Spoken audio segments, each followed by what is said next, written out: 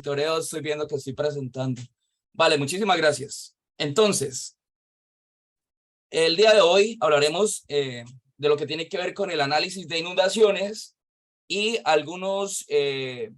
puntos importantes, parámetros importantes en lo que tiene que ver con, no solamente con los datos input de entrada a los modelos hidráulicos, sino también de qué forma podemos validar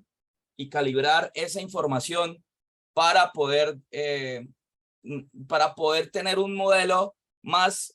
acertado y más cercano a lo que es la realidad. Recordemos que todos los modelos que empiezan por un modelo conceptual, un modelo computacional, un modelo antes matemático, tratamos como ingenieros de que sea como una adaptación súper importante y súper precisa en lo que tiene que ver con la caracterización de los fenómenos, pero de una forma real. En eso se ha trabajado a nivel de ciencia, en eso se sigue trabajando a nivel de investigación, en temas de calibración y validación de modelos hidráulicos. La idea de hoy es poder dar una introducción sobre estos conceptos y también hablar sobre el tema de las inundaciones y cómo poder prevenirlas o sobre todo poder, digamos, ejercer unos controles controles de inundación y sobre todo temas de prevención. En primer lugar, hablaremos de un diagnóstico histórico a nivel de ubicación en zonas de alto riesgo de inundación, una normatividad, modelos conceptuales para abordar todos los temas que tienen que ver con el modelamiento de hidráulico de las inundaciones, los modelos de obras más comunes que se utilizan en este sentido para control de causa y control de inundaciones. También en ese análisis de inundación, hoy en día tenemos que ser también muy precisos y muy sinceros en el sentido de que ya tenemos que incorporar nuevos escenarios, como es el caso del cambio climático, y tener una visión más amplia en el momento de solucionar todo ese tipo de casos de desbordamientos, de avenidas torrenciales y de inundaciones en todos los desarrollos, digamos, humanos y territoriales. Lo que continuará será varios proyectos, se mostrarán varios proyectos que se elaboraron para controlar inundaciones. El tema principal será un caso de estudio en una quebrada importante del municipio de Cúcuta, del departamento norte de Santander, y finalizaremos con unas recomendaciones importantes en lo que tiene que ver con la disminución de picos de lluvia en vez de tener que ampliar capacidades hidráulicas. Bueno, entonces, esta es una manera de explicar por qué hoy en día tenemos tantos problemas de inundaciones, y es porque a nivel cultural y histórico nos hemos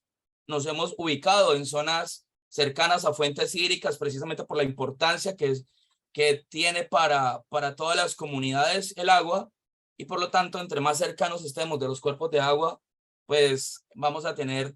un desarrollo importante. Desafortunadamente, las ciudades se han ido desarrollando bajo ese lineamiento histórico, y a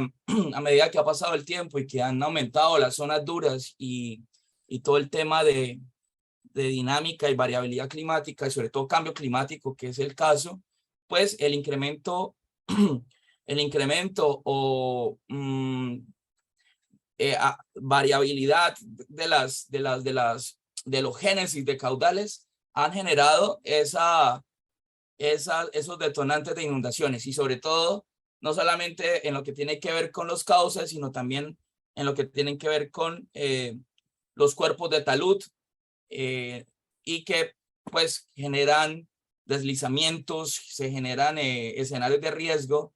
Entonces, la importancia de poder revisar en nuestros territorios la ejecución y planificación de los estudios de amenaza,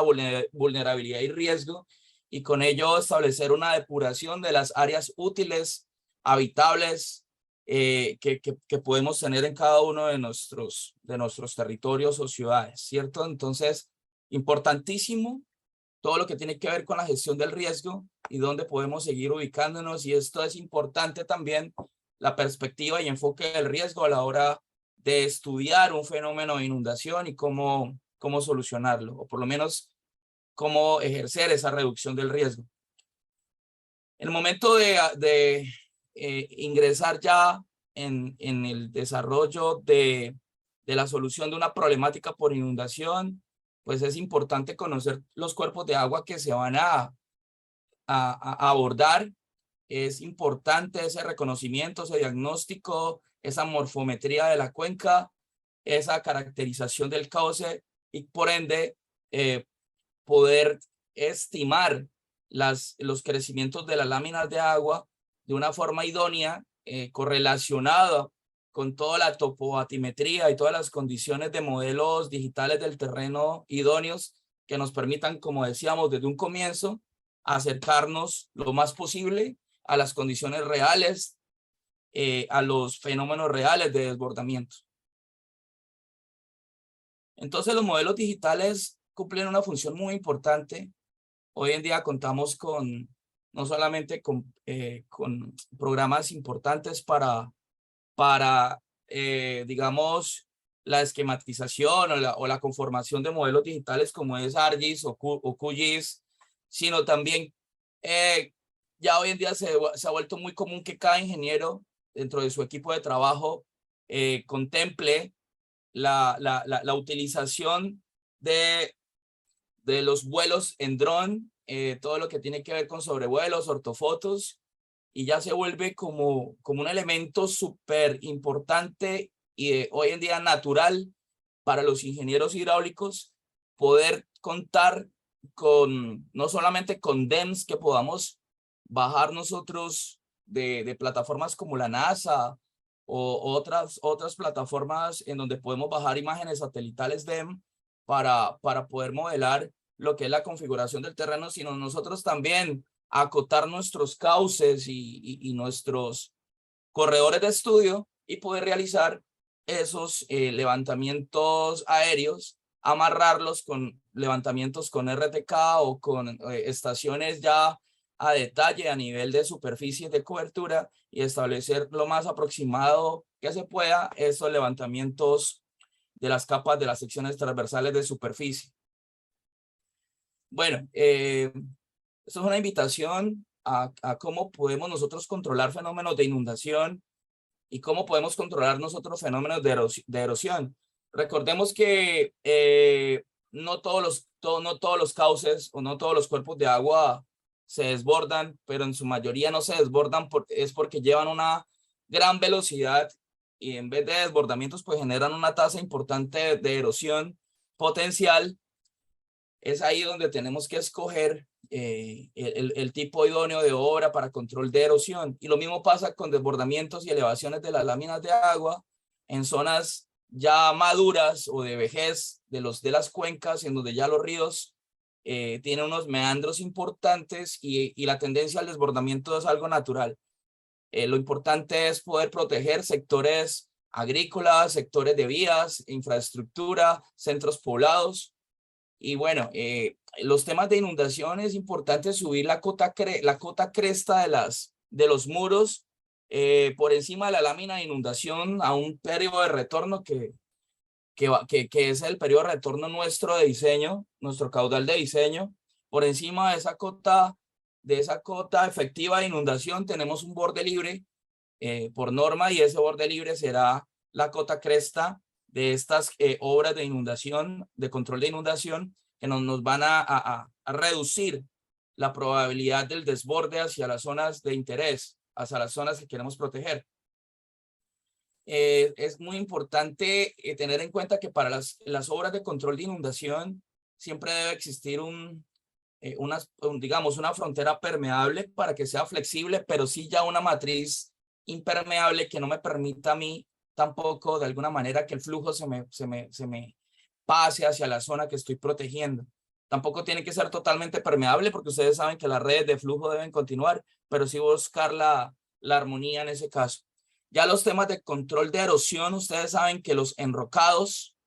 están funcionando muy bien para temas de erosión y en temas de emergencia para problemas de socavación lateral. Sin embargo, pues los enrocados también representan un costo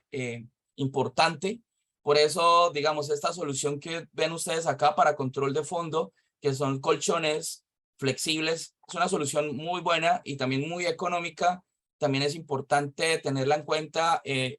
sobre todo porque los proyectos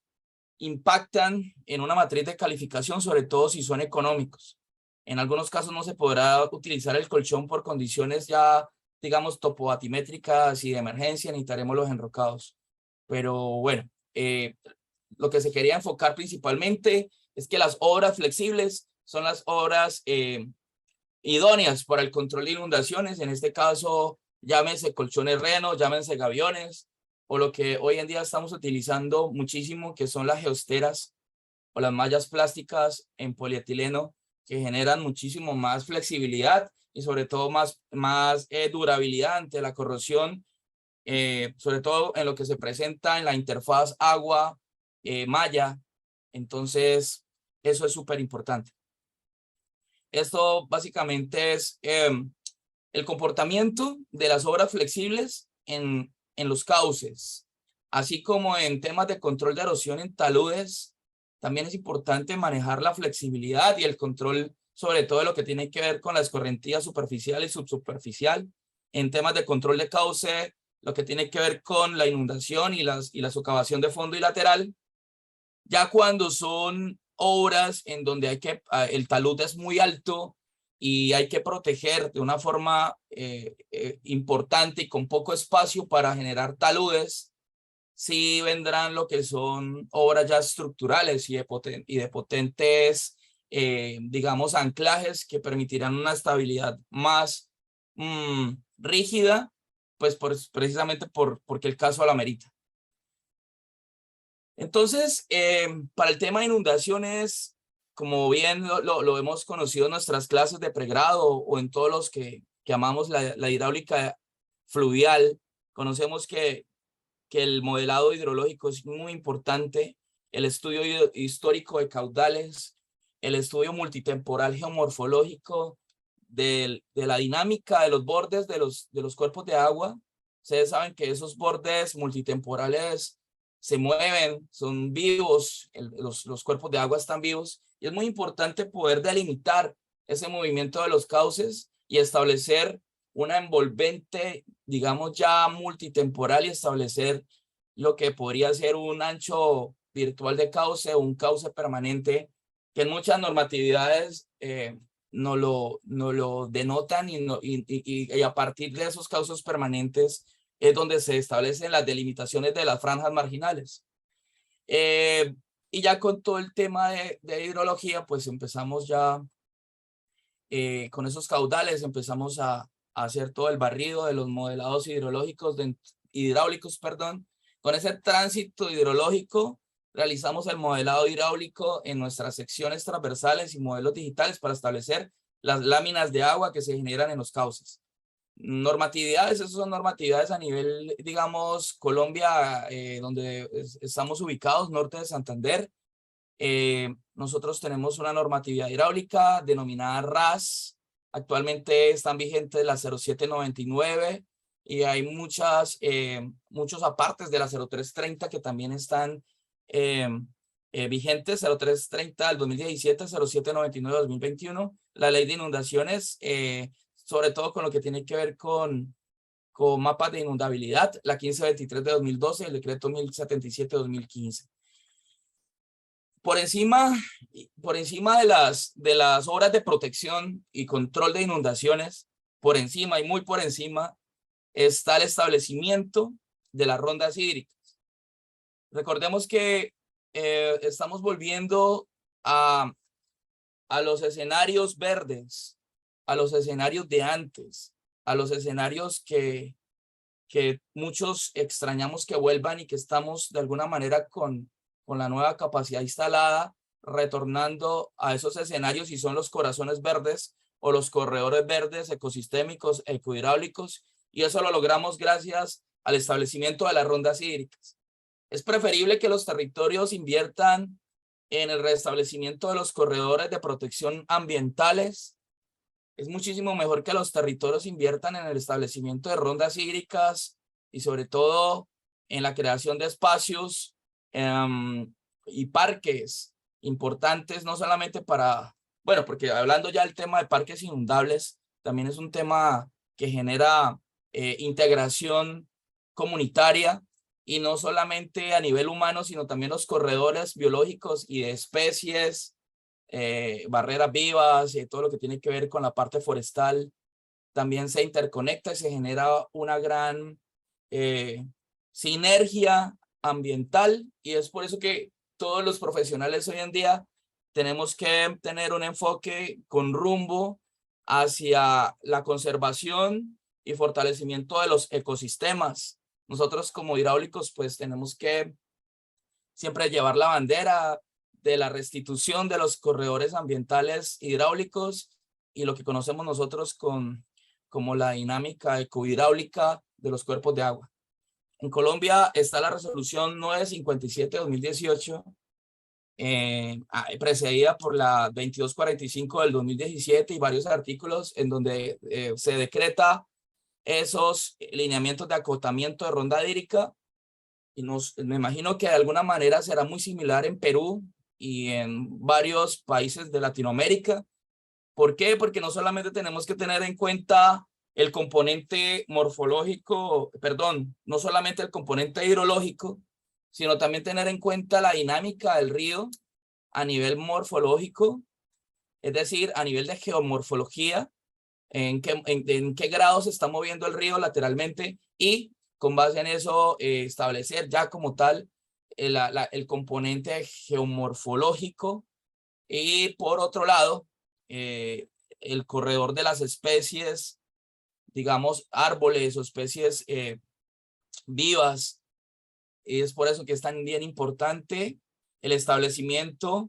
y la delimitación del componente ecosistémico. Bajo esos tres componentes, que son el ecosistémico, el geomorfológico y el hidrológico, se establece lo que es la ronda hídrica, que para nosotros, los amantes de todo lo que tiene que ver con la dinámica del agua, la ronda hídrica es la mejor obra de protección y la mejor obra de conservar y preservar y sobre todo reestructurar la visión de todo lo que tiene que ver con el desarrollo de ciudades y de territorios. Entonces, la invitación es hagamos unos correctos estudios de amenaza, de inundaciones, de deslizamientos, establezcamos las correctas rondas hídricas que muchos conocemos a nivel latinoamericano como franjas marginales, con los hitos importantes. Esos hitos en este caso son los ecosistémicos, los morfológicos y los hidrológicos. Eso es muchísimo más económico que construir las obras flexibles que les mostraba desde el comienzo, que pueden costar miles de millones de pesos colombianos. Entonces es importante este tipo de visión de color verde, de color de reestructuración ambiental. Cuando abordamos entonces ya todo lo que tiene que ver con temas de inundación, antes de eso tenemos que empezar, además de un modelo conceptual claro. El modelo conceptual es por qué estoy haciendo este estudio, para qué lo estoy haciendo y en qué medida o de qué manera lo voy a abordar. Y para eso es importante conocer las cuencas, visitar los puntos de diseño, conocer la variabilidad sí, climática y también todo el esquema de precipitaciones importantes. A nivel hidrológico también es importante saber cuántos puntos de estaciones de medición de caudales tenemos, cuántos puntos de medición limnimétricos, linigráficos a nivel de caudales y pluviométricos a nivel de precipitaciones, y con ello generar un esquema muy sólido de lo que tiene que ver con el cálculo de la escorrentía superficial, del caudal de diseño, que está muy amarrado a la normatividad, a las áreas, a la morfometría y tamaño de las cuencas y obviamente pues esos tamaños de cuencas, la normatividad nos hace tener en cuenta unos periodos de retorno específicos para esos tipos de áreas. Ya teniendo los caudales calculados, pues empezamos con las modelaciones de las secciones y con ello pues podemos obtener de qué forma o de qué grado existe esos desbordamientos y cuál es el comportamiento de las láminas de agua. Con ello ya podemos nosotros establecer esos mapas de inundación, esas caracterizaciones de inundación en primera medida. Si ya vemos que hay una estructura existente que está cubierta por la lámina de inundación, que sucede mucho en zonas urbanas, pues ya pasamos al tercer paso, que es el diseño de control de obras de inundación y mitigación del riesgo por inundación y erosión. Es importante que tengamos en cuenta que veníamos calculando los caudales con unas configuraciones de lluvias normales de nuestros conjuntos de equipos de medición en cada uno de nuestros países, pero hoy en día está sucediendo algo y es que a medida que sigue pasando el tiempo, seguimos creando zonas duras, zonas urbanizables duras, no estamos generando zonas impermeables o coberturas impermeables, sino que al contrario estamos generando zonas duras que que generan dentro de esa génesis de las cuencas mucha influencia de creación de escorrentías altas de mayores caudales. Y ahorita con todo el tema de cambio climático, pues esa variación de lluvias también ha generado un incremento en las precipitaciones. Por lo tanto, si ustedes saben que si se eleva la tasa de precipitación o el tema de intensidad precipitación y la cobertura, es decir, los coeficientes o porcentajes de impermeabilidad también aumentan, pues los caudales aumentan. Y eso es lo que está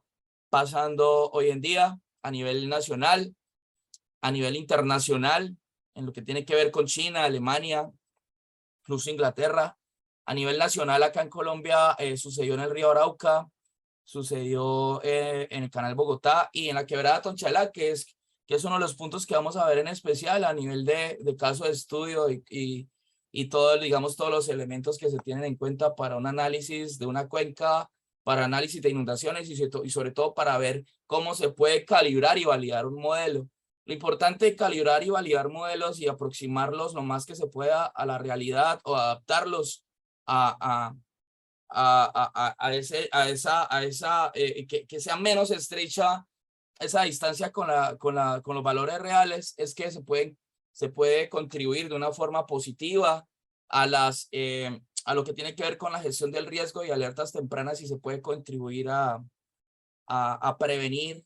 más que atender desastres.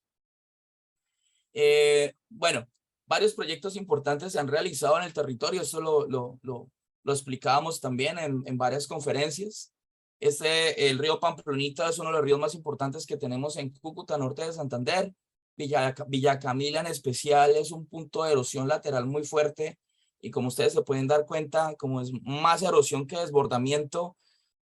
aquí sí hubo necesidad de utilizar unas barreras rígidas, como es el caso de los bolsacretos. Sin embargo, sigue la configuración flexible, como es el caso de la cimentación en enrocado. Y por encima de la lámina de inundación, el perfilado de talud con los bolsacretos y los remates ya en la corona del talud con un revestimiento en vetiver o en material vegetal nativo. Entonces, tengamos en cuenta que en la morfología de los ríos, los meandros nos cuentan a nosotros una historia importante de su comportamiento y es de qué forma van erosionando y de qué forma van sedimentando, pero también históricamente y multitemporal, y a nivel multitemporal, cómo es su caracterización el tránsito hidrológico en su cauce. Otro cuerpo de agua muy importante en norte de Santander, pero este sí es extremadamente erosivo porque está dentro de una formación geológica que, digamos, en nuestra región se conoce con el nombre de Formación León. Es básicamente una formación completamente arcillosa y la pendiente de la cuenca es muy alta. Entonces, por lo tanto, esas dos combinaciones de inestabilidad y altas pendientes, pues genera una tasa alta de erosión. Esta es la quebrada de la Cañada. Entonces, en temas de erosión, digamos que se generaron unas soluciones como colchones renos y enrocados, obviamente con unos diques transversales para el control de láminas y realmente han funcionado muy bien a la fecha y es una de las obras que nos genera orgullo de todo lo que se ha hecho a nivel, digamos, local, y es una de las obras que ha liderado y que, pues, digamos, direccionado la Corporación Autónoma Regional Ambiental de nuestro departamento, Corponor. Entonces, pues bueno, hay muchas obras en la región por las cuales podemos sentirnos orgullosos y sobre todo lo más importante como ingenieros, y es un consejo en general, es seguirnos actualizando todos los cursos que salgan, todas las capacitaciones que nos puedan invitar o las que nosotros podamos, digamos, patrocinarnos nosotros mismos, de lo que sea que tenga que ver con nuestra especialidad, háganlo, estudien, no dejen de estudiar. Yo sigo matriculándome en todo curso que sale. Incluso ustedes como Universidad Nacional de Ingeniería también, digamos, promueven muchos cursos en lo que tiene que ver con hidrología e hidráulica y yo siempre estoy matriculándome y estoy participando de esos cursos. ¿Por qué? Porque el conocimiento es universal y seguirá actualizándose todo y nosotros finalmente tendremos la conclusión de que, como lo hablábamos con nuestros profesores de maestría, solo sabemos que nada sabemos. Entonces es importante la actualización de conceptos. En la quebrada Juana Paula también se hicieron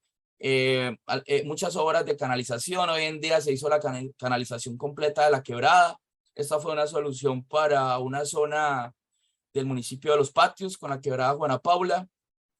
Esto es en la Angalia, Catatumbo. El medir cuencas en las zonas planas, como es, digamos, Catatumbo, Amazonas, todo el sector también de Magdalena,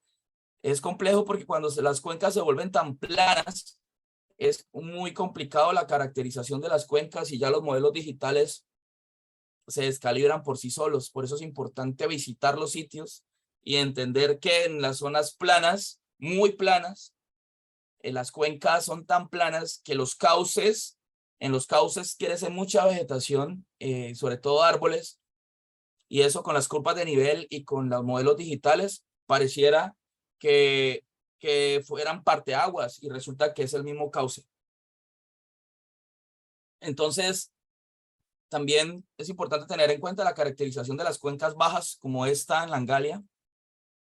Esto ya es, digamos, la delimitación de la inundación en ese sector. Esto es también en el Catatumbo, en el sector de Sardinata,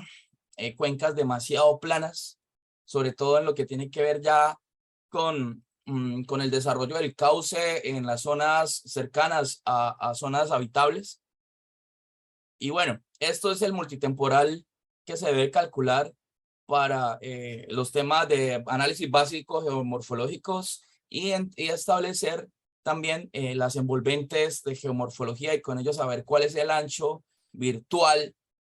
también conocido como cauce permanente, sí, porque es el que a medida que pasen todos los años que sea, ese va a ser el ancho de juego de los ríos en su vida histórica. Protecciones de control de inundación que están por encima de la rasante de los territorios, sí, es importante y en muchos casos pues deben hacerse las inversiones, sobre todo para la protección de vías, de cultivos. Incluso se diseñan obras internas municipales, pero si hay un desbordamiento del río externo, pues todo se inunda finalmente. Bueno, este es el caso de estudio de la quebrada Tonchalá. Es el estudio que estamos adelantando a nivel magistral. Básicamente es una cuenca que no se tiene medición de caudales. Es una quebrada muy importante en Cúcuta porque fue en un momento, digamos, pasaje turístico. Eh, tiene un caudal poderoso a nivel de inundaciones, pero digamos que falta data de mediciones en la cuenca y es el reto de poder, digamos, empezar a estudiarla, a investigarla, a generar esa data que tanto necesitamos, ya sea con reglillas de medición de láminas de agua en los puentes y unas correlaciones importantes con los ríos, digamos, efluentes a esa quebrada, que sí tienen mediciones importantes, como lo es el río Zulia. Entonces, a nivel mundial y a nivel latinoamericano, el medir las cuencas y sobre todo el tener sensores de medición de láminas y el tener y calibrar los modelos es algo que ya se vuelve algo súper vital, importante. Entonces, el objetivo de esta tesis está encaminada precisamente en ese sentido, en calibrar las láminas de agua, en determinar en qué grado de periodos de retorno se están presentando y de alguna manera establecer ese periodo de retorno que posiblemente se presentó en noviembre de 2020 con ese desbordamiento que vemos en pantalla y con base en esas muestras que deja el terreno empezar a calibrar los modelos. Es una forma muy importante y muy básica que tenemos todos para calibrar los modelos y es con las marcas que deja el terreno, los desbordamientos o cualquier fenómeno natural, podemos llevarlos y correlacionarlos con las mediciones de los modelos digitales y de las láminas de agua que se están calculando, porque ustedes saben que muchas de los cálculos que hacemos son con bases en tablas, con base en cuadros de las normatividades de cada país. Y lo importante es que convirtamos esas tablas y esos comentarios y digamos esas clasificaciones, tales como los coeficientes de rugosidad, tales como efectivamente los caudales para cada periodo de retorno, cuáles son los caudales históricos que se presentan y sobre todo, pues de alguna manera tratar de aterrizar a la realidad todos esos parámetros que nosotros, con los que nosotros participamos en nuestra caja de modelación, además de los datos input que nosotros también incorporamos. Bueno, entonces la idea es poder medir esas elevaciones de láminas y correlacionarlas con los modelos de tránsito hidrológico. También establecer un modelo histórico anterior, así sea hace 15 años, 10 años, y establecer un paralelo de las modificaciones en la dinámica de las cuencas. ¿Por qué? Porque hoy en día no solamente tenemos la mayor, y todo tiene que ver con efectos por terceros, que es el aumento de zonas duras por la urbanización, el incremento de las urbanizaciones, las modificaciones de cauce que también ejercemos a nivel antropogénico y todo eso que ha desencadenado pues una modificación en el esquema de precipitaciones y en los esquemas climáticos, lo que ha desencadenado pues actualmente mayores caudales que se generan, caudales de escorrentía que se generan en las cuencas. O sea, si comparamos los caudales que se generan actualmente versus los que se generaban hace 10, 12, 14 años, teniendo en cuenta los mismos periodos de retorno, pues van a ser mucho más altos los de los actuales. Un saludo muy especial a todos mis compañeros de la Universidad Francisco de Paula Santander y todo lo que tiene que ver con el cuerpo y equipo de trabajo de la Maestría de Ingeniería en Recursos Hidráulicos. Bueno, digamos que todo esto es un trabajo de tesis que estamos adelantando para el tema de ya el grado de maestría, pero es un tema que nos apasiona mucho. En mi caso, el tema de inundaciones es un tema que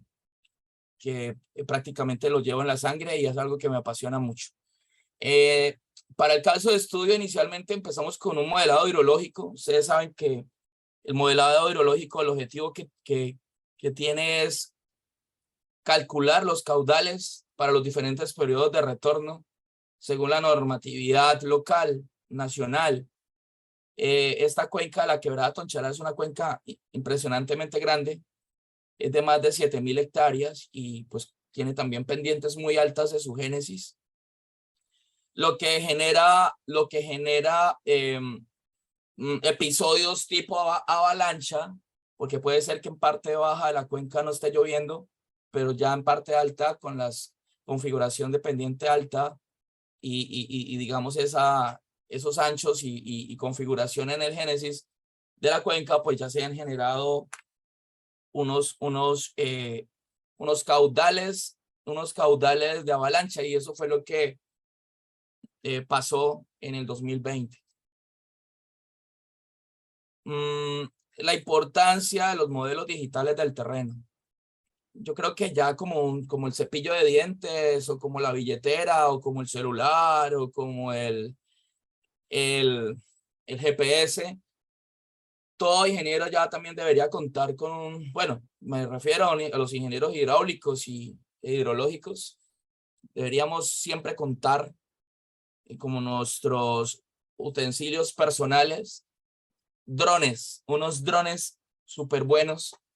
que nos permitan hacer levantamientos aéreos, establecimiento de curvas de nivel y ortofotos importantes, y sobre todo pues la elaboración de esas curvas de nivel que nos van a servir para la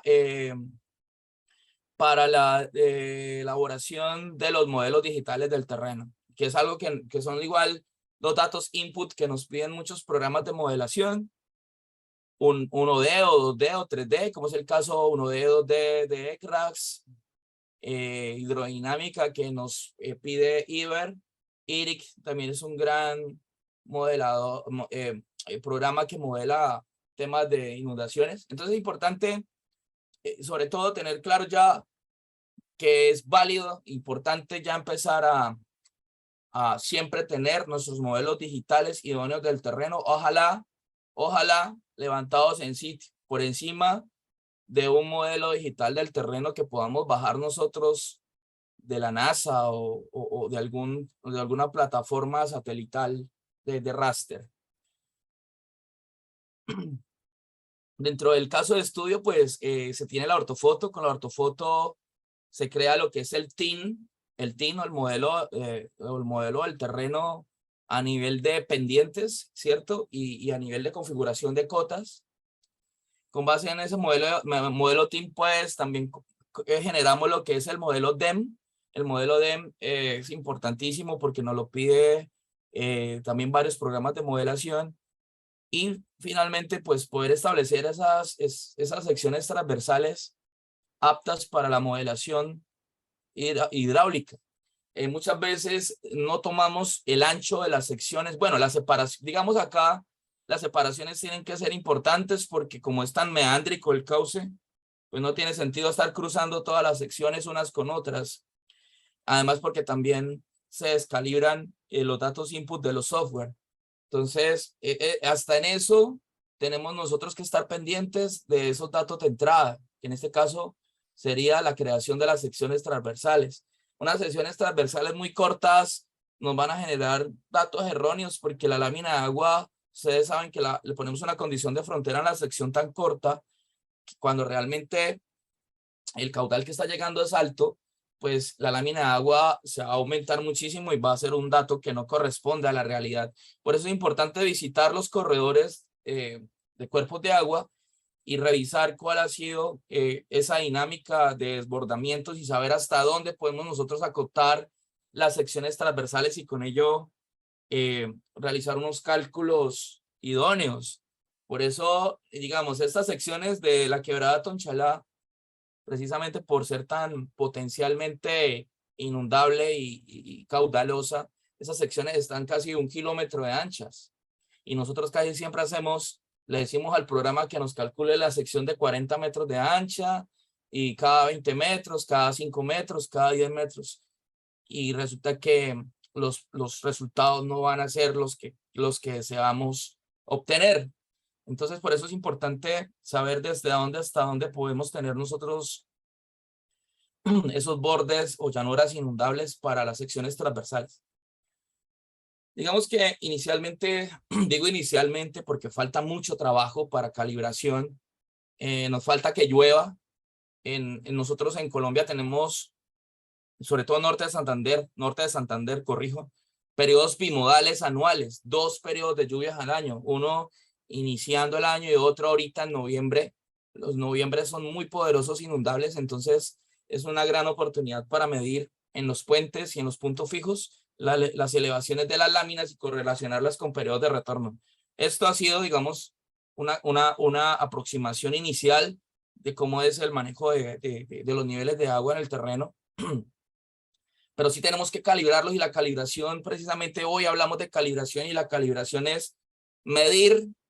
los fenómenos, registrar los fenómenos, cuantificarlos, es decir, qué láminas de agua tengo, qué caudales tengo, con las lluvias, qué caudales se me presentaron, y ojalá sigamos midiendo para no solamente contar con 1, 2, 3, 4, 5 años de mediciones, sino contar con 30, 40, 50 años, pero lo importante es empezar. Estoy hablando de los cuerpos de agua especiales, no convencionales, que no tienen una medición, que no tienen mediciones de caudales porque no son ríos importantes o porque no son cuencas importantes, pero que sí han generado un impacto importante en la comunidad y que se hace necesario aportarle a la ciencia y al municipio a nivel de alertas tempranas y de gestión del riesgo con este tipo de investigaciones, ¿sí? Pues porque, como ustedes bien saben, nosotros estamos al servicio y protección de la comunidad. Entonces, importante tener eso claro. Ya con los modelos digitales y el tema de caudales, pues empezamos ya a notar un tema de secciones importantes y un tema de manejos de aguas importantes en las quebradas. Esto es una aproximación inicial. Se tiene que calibrar ahora todo lo que tiene que ver con la cobertura real, calibrar caudales, calibrar láminas. Pero lo que hoy es que nosotros como ingenieros nos conformamos con meter los datos, incorporar los datos en un programa, botó los datos, el programa me entregó la mancha de inundación, hice mis mapas y entregué, y listo, perfecto, ya entregué mi trabajo, ya hice mi proyecto de inundación y perfecto. Pero no nos preocupamos por ir al terreno y revisar si realmente esas láminas son las que están sucediendo a nivel histórico y de qué manera yo las puedo ajustar, optimizar o calibrar para poder entregar una información idónea, verídica y bien ajustada a la realidad. Por eso es importante esta serie de pasos, y es el modelo, aunque no lo aterrizamos mucho, el modelado hidrológico es la gran ciencia, que será una ciencia impresionantemente y majestuosamente infinita. Es la ciencia que tenemos en las aguas y es la hidrología, y nos permite a nosotros poder ejercer muchos proyectos de investigación, proyectos importantes, por ejemplo el de nuestro compañero Eli Beltrán, que generó unos métodos de lluvia artificiales. Eso es genial, todo lo que podamos aportar en ciencia para aproximar y tener modelos que nos permitan validar y calibrar. En la ciencia del modelado hidrológico también podemos aplicar Python, podemos empezar a jugar con tantas cosas para que ese modelado hidrológico lo podamos ya, digamos, de alguna manera automatizar y generar de manera casi a tiempo real, y poder perfeccionar muchos métodos hidrológicos para calibrarlos y empezar también a dejar de jugar con tantas tablas y tantas recomendaciones escritas, sino ya empezar a trabajar con datos medidos en terreno. Con esos datos de caudales que nos genera a nosotros el modelado hidrológico, hacemos nuestro modelado hidráulico y nos vamos al terreno y verificamos nuestras láminas del modelo digital o del modelo de inundación, cómo nos dan, y lo confrontamos con lo que ha sucedido a nivel histórico. En la quebrada Tonchalá, en el 2020, se ejercieron periodos de retorno entre 25 y 50 años, pero también hay que tener en cuenta las modificaciones de cauce, las invasiones de cauce y las disminuciones antropogénicas efectuadas sobre las áreas efectivas hidráulicas, porque eso también estaría generando una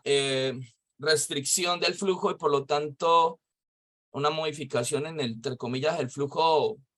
libre, entre comillas, y ya unos resaltos hidráulicos importantes que generan principalmente ese tipo de desbordamientos importantes tipo avalancha. Por eso es importante la calibración y la validación. Repito, la calibración es poder certificar que lo que estamos modelando es lo que se está presentando en terreno. Obviamente, ya sea en un escenario anterior, en el escenario actual y en el escenario que nos piden a nivel de diseño para tantos años de retorno y para tantos años de periodo de diseño. Y ya pues nosotros determinamos con las obras que existan con los cauces que existan y los bordes que existan, qué tipo de solución a nivel de control fluvial podemos hacer para este tipo de fenómenos y siempre estar de la mano con la gestión integral del riesgo. También un saludo muy especial a mis compañeros de la empresa Aguas Capital Cúcuta. Trabajo en lo que tiene que ver con el plan de saneamiento y manejo de vertimientos, todo lo que es diseño hidráulico de redes de alcantarillado. Entonces, bueno, también no solamente inundaciones, sino también es importante todo lo que tiene que ver con agua y saneamiento básico en nuestros territorios y poder compartir, poder seguir teniendo ese conducto, ese puente de unión de ciencia y de cooperación académica entre Perú y Colombia. Y ojalá, de verdad felicito muchísimo a Alex, a Eli, a todos los compañeros que están organizando estos encuentros internacionales, porque de verdad que nos permiten a nosotros compartir experiencias, actualizarnos. Perú es una potencia en ingeniería hidráulica, por eso para mí es un honor estar compartiendo con ustedes todo este tema de cómo podemos tener una visión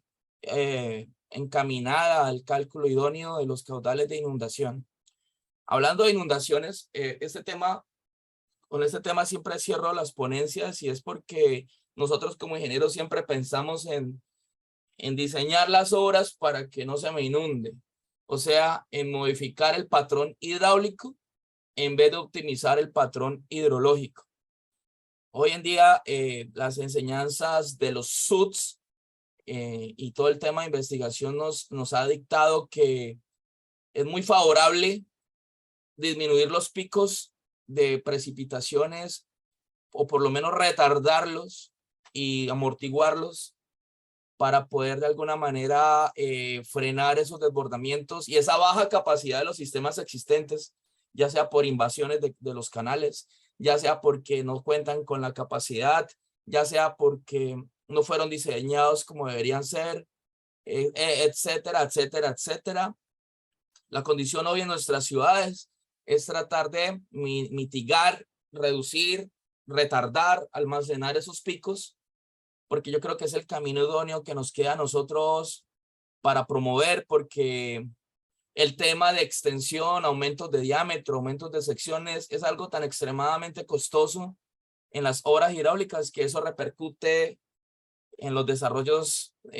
urbanísticos. Habría que demoler viviendas, demoler desarrollos para poder ampliar las secciones hidráulicas y nos vamos a dar cuenta que a medida que pasa el tiempo muy posiblemente los caudales siguen creciendo, entonces no va a ser